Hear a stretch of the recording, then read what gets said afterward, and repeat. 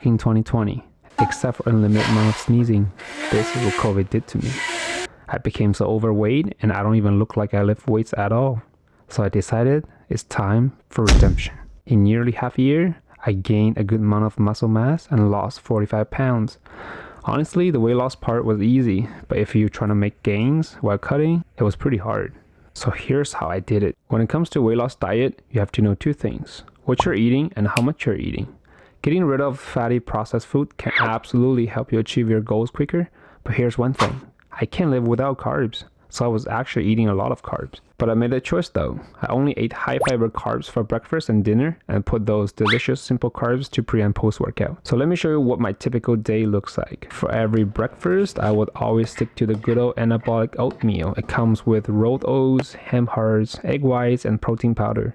It's so healthy and delicious and only takes 3 minutes to make. You know you shouldn't sleep on that one. For lunch, I would always have rice with stir-fried lean meat and some veggies. I feel like boiled broccoli is just too boring to stick with, so I try to be creative with my food sometimes. And post-workout is when I indulge. So I would have a shake with some mighty fine bagels or rice crackers.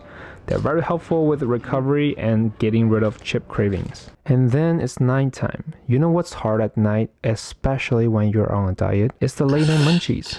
You can get super triggered by food videos quite often.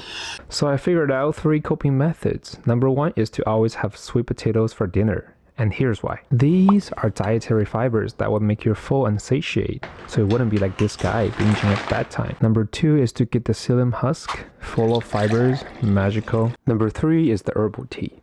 The ones without caffeine, of course, like chamomile tea. My sleep got so much better and feel a lot less stressed. Last but not least, I would have my favorite dessert. I would grab some Greek yogurt, almond butter, and mix it up with protein powder.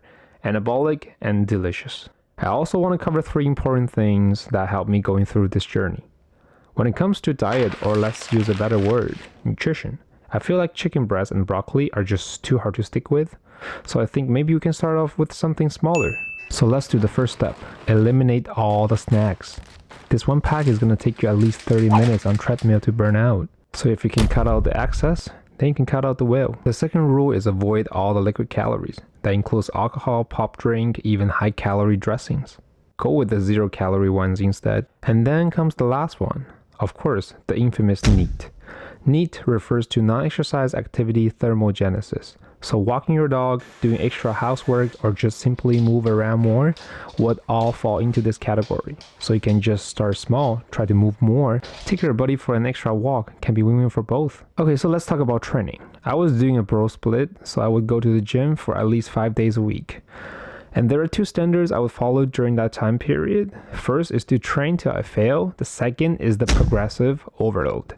And yes, speaking from experience, even though you're cutting, you should still aim for progressive overload, in the purpose of preserving muscle mass, of course. But progressive overload doesn't necessarily mean you have to look for injuries. As long as you increase the amount of the weight you lift, train a better form, or increase the time under tension when you lift, you can gradually make a good amount of progress. One last thing I have to mention is sleeping. You see, you grow your muscles during your sleep, not training.